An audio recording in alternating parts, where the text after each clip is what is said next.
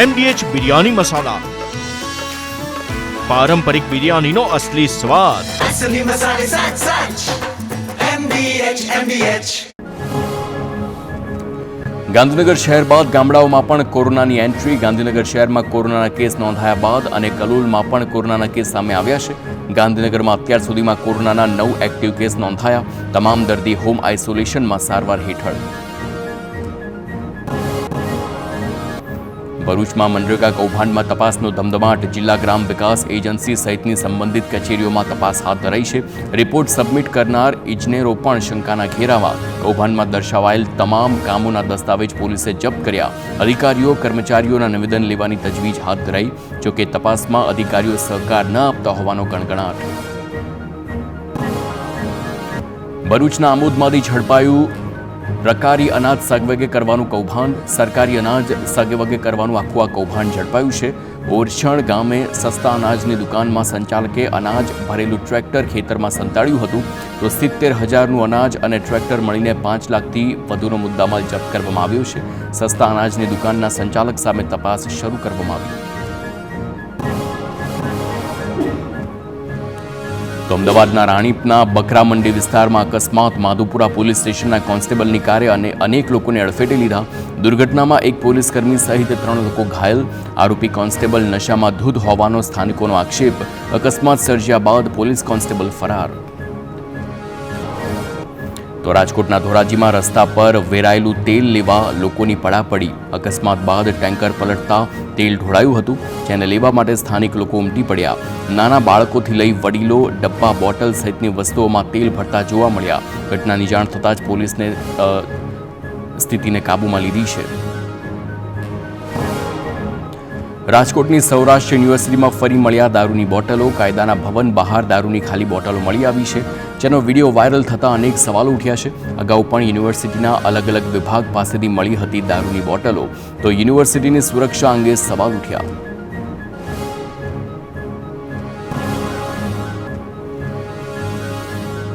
તો રાજ્યમાં 7 જૂન સુધી છૂટાછવાયા વરસાદની આગાહી. દક્ષિણ ગુજરાત અને સૌરાષ્ટ્રમાં વરસાદના એંધાણ.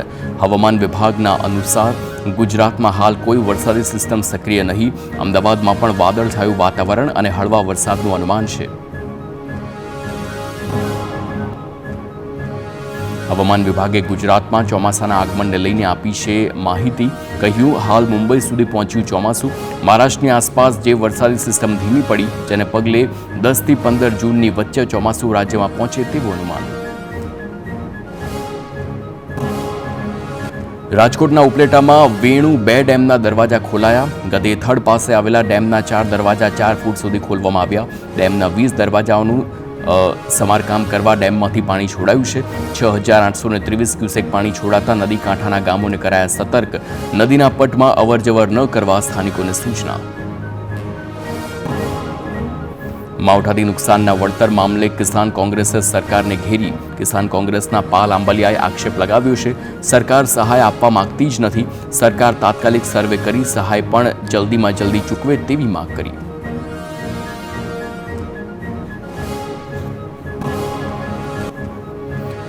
વડોદરાના શિનોરમાં રેલવે ગરનાળામાં નથી ઓસર્યા પાણી. સામાન્ય વરસાદમાં જ ગરનાળામાં પાણી ભરાતા હાલાકી. કાર અને રિક્ષા બંધ પડતા ટેમ્પોની મદદથી તેને બહાર કઢાઈ છે. વરસાદી પાણી ભરાતા વાહન ચાલકોને હાલાકી. ગરનાળા પર રોડના સળિયા બહાર નીકળી જતા અકસ્માતની ભીતિ. તંત્રની પ્રી મોન્સૂન કામગીરી પર સવાલ ઉઠ્યા.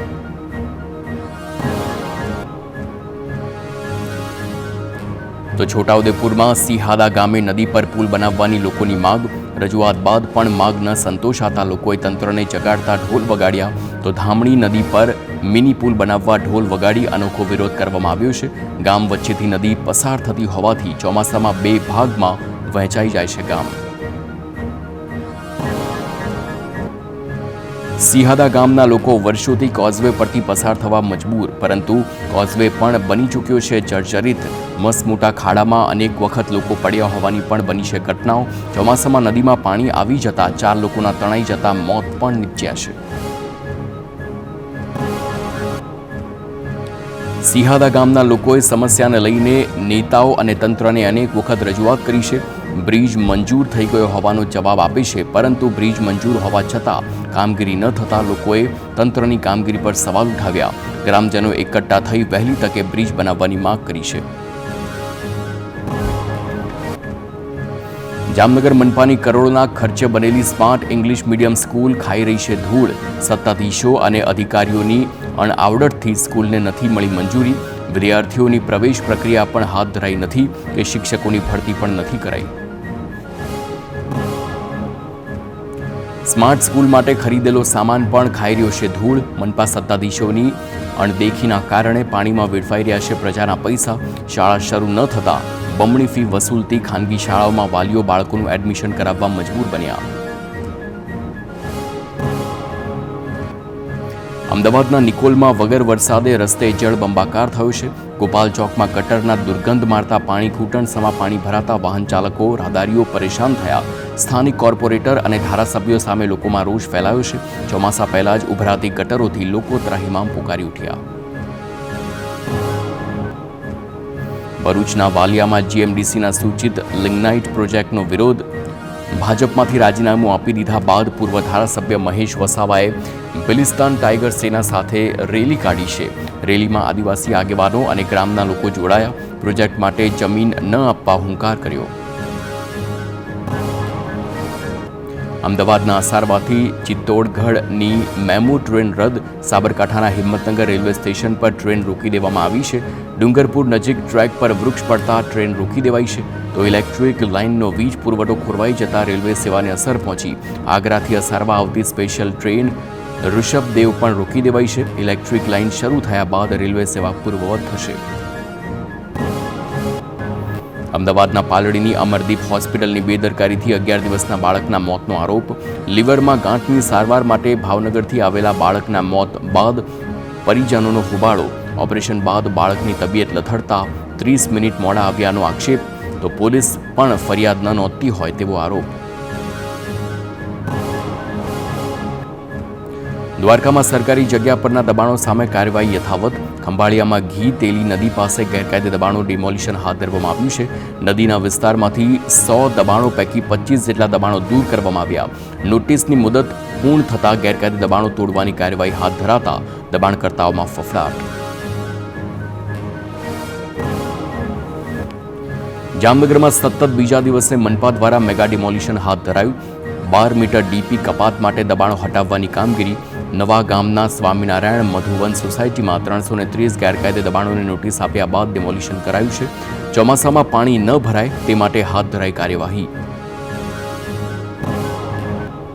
MDH કિચન કિંગ મસાલા રસોડામાં હોય તો આપણે કાંઈ પણ બનાવી શકીએ છીએ. રીંગણાનો ઓળો, બટેટા ફુલાવર, ભીંડી મસાલા અને બીજું ઘણું બધું. MDH